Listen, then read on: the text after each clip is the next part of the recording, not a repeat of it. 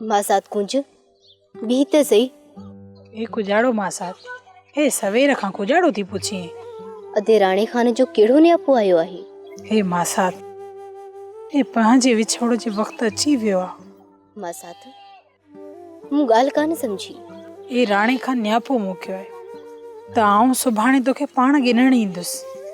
अदा राणो पाण ईंदो? ए नबूड़ो जीप काए ईंदो, पिंड की न ईंदो। हिकु दफ़ो वरी मुंहिंजो सुख फिटी वेंदो मासात।